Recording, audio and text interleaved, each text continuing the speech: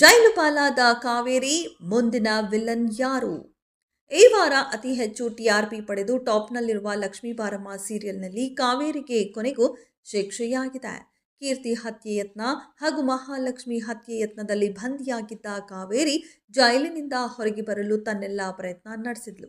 ಆಕೆಗೆ ಲಾಯರ್ ಕೂಡ ಸಂಪೂರ್ಣ ಬೆಂಬಲ ನೀಡಿದ್ರು. ಸಾಕ್ಷ್ಯವನ್ನ ಕಿಡ್ನಾಪ್ ಮಾಡುವ ಪ್ರಯತ್ನ ಕೂಡ ನಡೆದಿತ್ತು. ಆದರೆ ಕೋರ್ಟ್ನಲ್ಲಿ ಆಗಿದ್ದೇ ಬೇರೆ. ಕಾವೇರಿಯ ಪುಟ್ಟ ವೈಷ್ಣವ್ ಅಮ್ಮನ ವಿರುದ್ಧವೇ ಸಾಕ್ಷಿ ಹೇಳ್ತಾನೆ.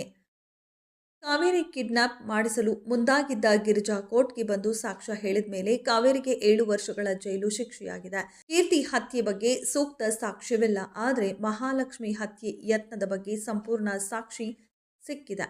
ಈ ರೀತಿ ಸಾಕ್ಷ್ಯ ಸಿಕ್ಕಿದೆ ಎನ್ನುವ ಜಡ್ಜ್ ಕಾವೇರಿಯನ್ನ 7 ವರ್ಷಗಳ ಜೈಲಿಗೆ ಕಳುಹಿಸಿದ್ದಾರೆ. ಮನೆಯಲ್ಲಿ ಮೆರೆಯುತ್ತಿದ್ದ ಎಲ್ಲರನ್ನ ತನ್ನ ಅಂಗೈನಲ್ಲಿ ಇಟ್ಟು ಆಡಿಸ್ತಿದ್ದ ಕಾವೇರಿಗೆ ಜೈಲಾಗಿರೋದು ಯಾರಿಗೂ ನೋವು ನೀಡಿಲ್ಲ. ಕುಟುಂಬಸ್ಥರೆಲ್ಲ ಕಾವೇರಿ ವಿರುದ್ಧ ತಿರುಗಿ ಬಿದ್ದಿದ್ದಾರೆ. ಕೋರ್ಟ್ ಕಟಕಟೆಯಿಂದ ಹೊರಗೆ ಬಂದ ಕಾವೇರಿ ಅಮ್ಮನ ಮುಂದೆ ತನ್ನನ್ನ ನಂಬು ಎಂದು ಅಂಗಲಾಚಿದ್ದಾಳೆ. ಆದರೆ ಕಾವೇರಿ ಅಮ್ಮನಿಂದ ಹಿಡಿದು ಗಂಡ ಕೃಷ್ಣನವರೆಗೂ ಒಬ್ಬರು ಕಾವೇರಿ ಪರ ನಿಲ್ಲುತ್ತಿಲ್ಲ. ಪತಿ ಮುಂದೆ ಬಂದ ಕಾವೇರಿಗೆ ಕೃಷ್ಣ ಏಟು ನೀಡಿದ್ದಾನೆ.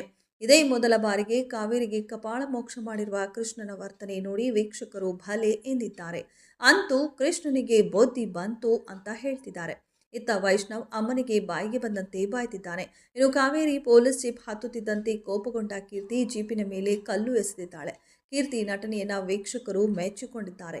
ಕೀರ್ತಿಗೆ ಈಗ ನೆನಪಿನ ಶಕ್ತಿ ಮರಳಬೇಕು ಎಂದು ಅಂದಾಜಿಸುತ್ತಿದ್ದಾರೆ. ಹಾಗೆಯೇ ಲಕ್ಷ್ಮೀ ಬಾರಮ್ಮ ಸೀರಿಯಲ್ ಮುಂದಿನ ವಿಲನ್ ಯಾರು ಎಂಬುದು ಸದ್ಯ ಎಲ್ಲರಿಗೂ ಇರುವ ಪ್ರಶ್ನೆ.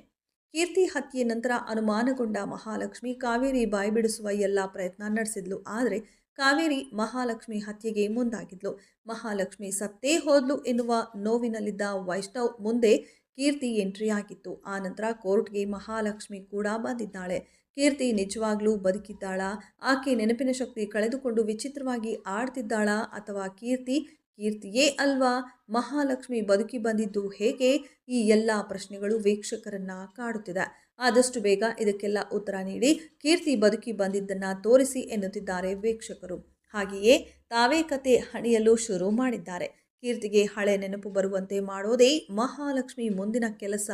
ವೈಷ್ಣವ್ ಮಹಾಲಕ್ಷ್ಮಿ ಮಧ್ಯೆ ಮತ್ತೆ ಕೀರ್ತಿಯೇ ವಿಲನ್ ಆಗಬಹುದು ಎನ್ನುತ್ತಿರುವ ವೀಕ್ಷಕರು ಯಾರಿಗೂ ಹೆದರದ ಧೈರ್ಯವಂತ ಕೀರ್ತಿಯನ್ನ ಮತ್ತೆ ತೋರಿಸಿ ಎನ್ನುತ್ತಿದ್ದಾರೆ.